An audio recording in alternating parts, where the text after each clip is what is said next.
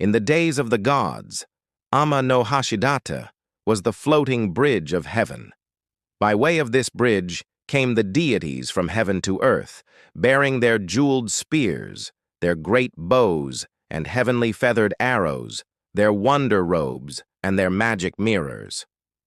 Afterwards, when the direct way was closed that had been between earth and heaven, and the deities walked no more upon the land of fresh rice ears, the people still called a place Ama-no-Hashidate for the sake of happy memory.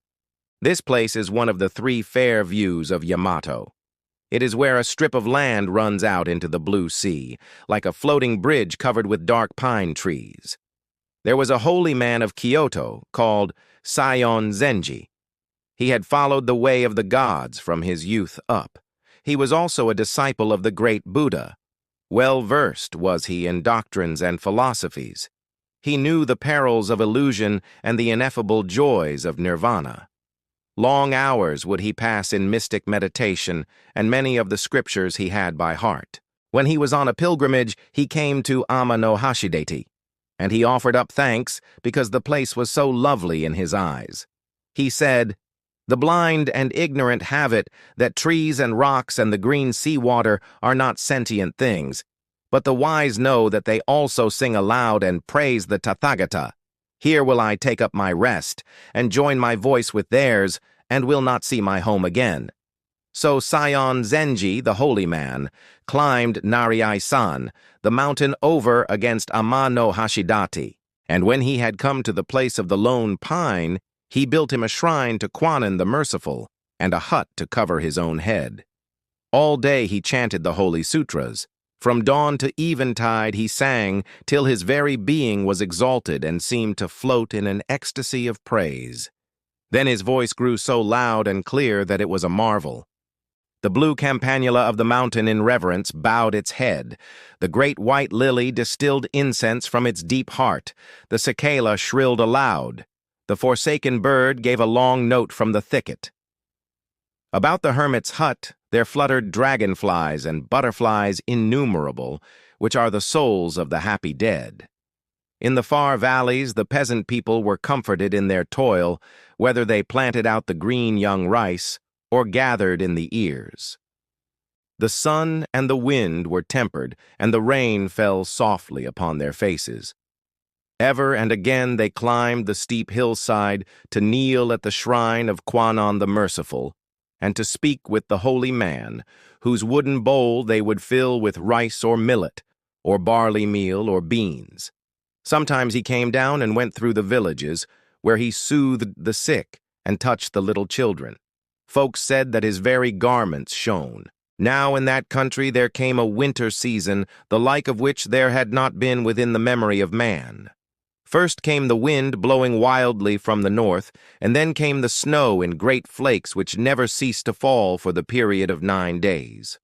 All the folk of the valleys kept within doors as warm as might be, and those that had their winter stores fared none so ill.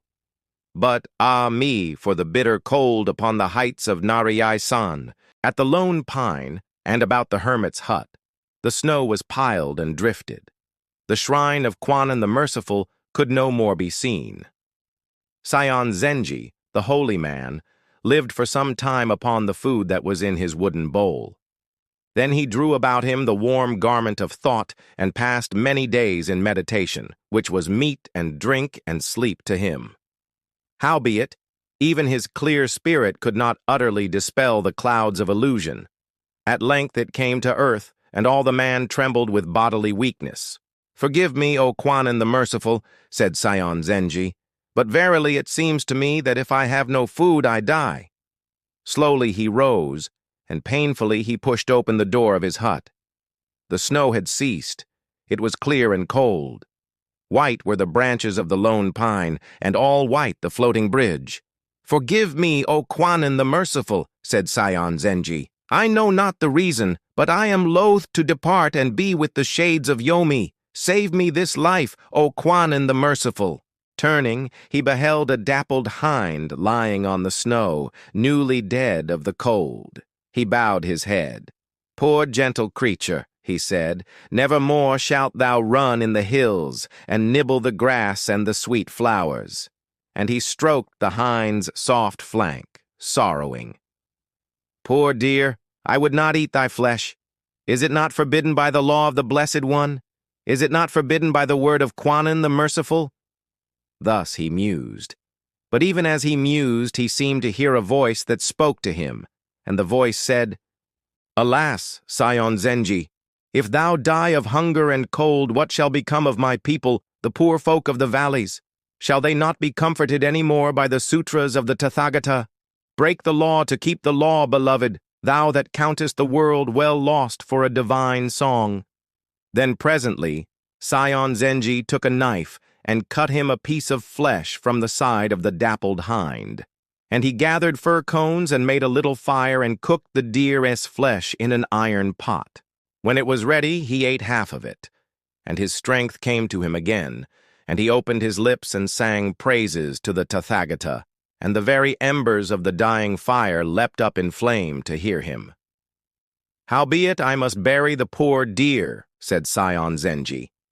So he went to the door of his hut, but look where he might no deer nor dappled hind did he see, nor yet the mark of one in the deep snow. "It is passing strange," he said, and wondered. As soon as might be, up came the poor folk from the valley to see how their hermit had fared through the snow and the stormy weather.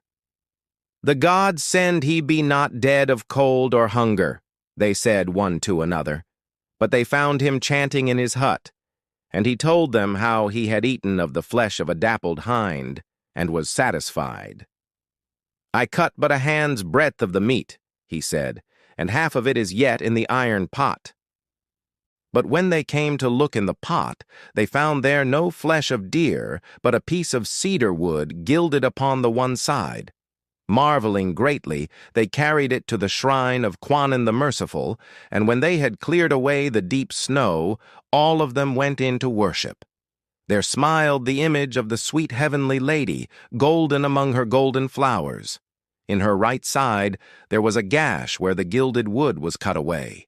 Then the poor folk from the valley reverently brought that which they had found in the hermit's pot and set it in the gash, and immediately the wound was healed and the smooth gold shone over the place. All the people fell on their faces, but the hermit stood singing the high praise of Kwannon the Merciful. The sun set in glory. The valley folk crept softly from the shrine and went down to their own homes. The cold moon and the stars shone upon the lone pine and the floating bridge and the sea. Through a rent in the shrine's roof they illumined the face of Kwannon the Merciful and made visible her manifold arms of love. Yet Saion Zenji, her servant, stood before her singing in an ecstasy with tears upon his face. "O Wonder Woman, strong and beautiful, tender-hearted, pitiful and thousand-armed, thou hast fed me with thine own flesh. Mystery of mysteries, poor dead dappled hind, thou camest to me. In the deep of mine own heart thou spoke to me to keep, yet break and breaking keep thy law. Mystery of mysteries. Kwannon, the merciful lady, stay with me. Save me from the perils of illusion. Let me not be afraid of the snow or the lone pine. Mystery of mysteries, thou hast refused nirvana. Help me that I may lose the world content and sing the divine song.